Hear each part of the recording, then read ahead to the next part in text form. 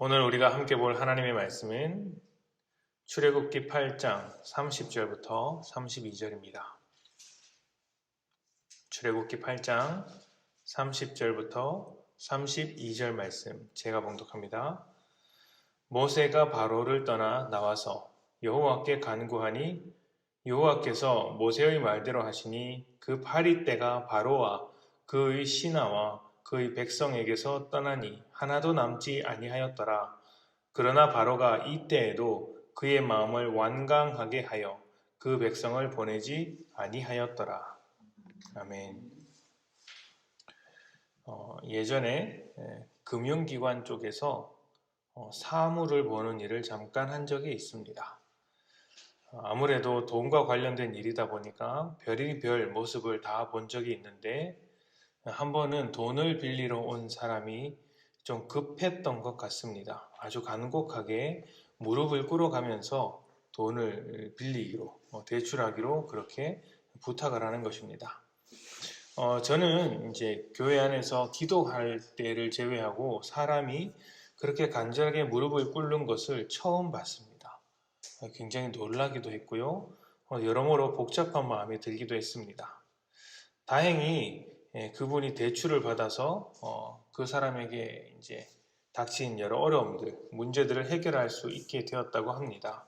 그리고 나서 다시 일주일쯤 뒤에 그분이 사무실을 방문한 적이 있었는데 전혀 딴 사람이 된 것처럼 거들먹거리며 조금은 오만한 태도로 이제 사무실에 와서 대화를 하는 것입니다.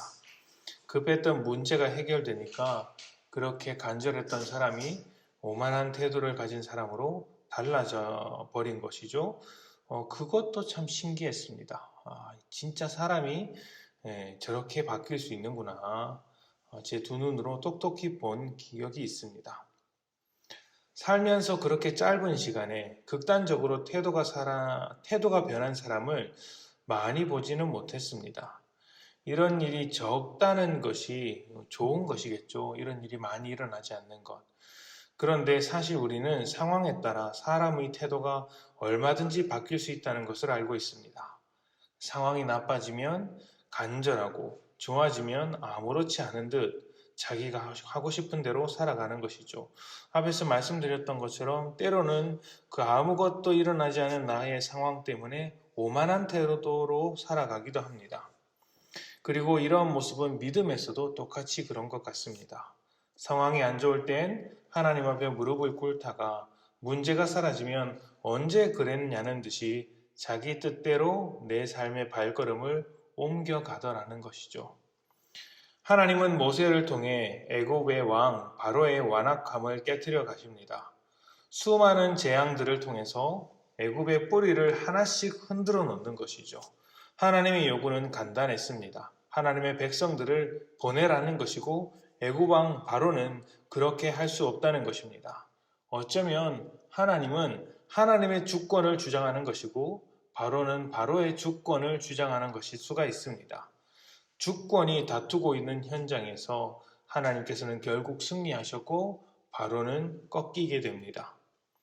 하나님께서 내리신 재앙으로 심각한 문제가 발생했습니다. 바로의 능력으로는 이 문제를 해결할 수 없습니다.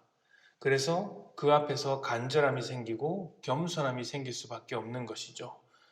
아마 바로라는 신분 때문에 무릎을 꿇지는 못했지만 돈을 빌리러 와서 그렇게 간절했던 사람처럼 절박하기는 했을 것입니다.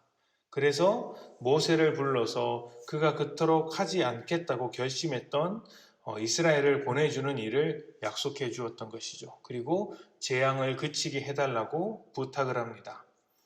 모세가 그 말을 듣고 기도하자 재앙이 그칩니다. 바로의 문제가 해결된 것이죠. 그러자 바로가 언제 그랬냐는 듯이 변하게 됩니다. 했던 약속을 저버리고 이스라엘을 보내지 않으려는 마음을 완강하게 잡습니다.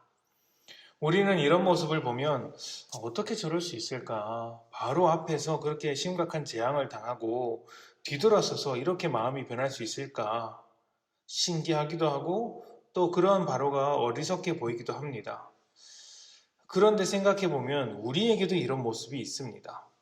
하나님을 경험하고 우리의 문제가 해결되는 은혜를 받았으면서도 또 우리가 구원받았다는 그 놀라운 사실을 날마다 고백하고 있으면서도 금세 태도를 바꿔서 하나님이 아니라 우리 자신을 주장하는 일들이 많이 있더라는 것입니다.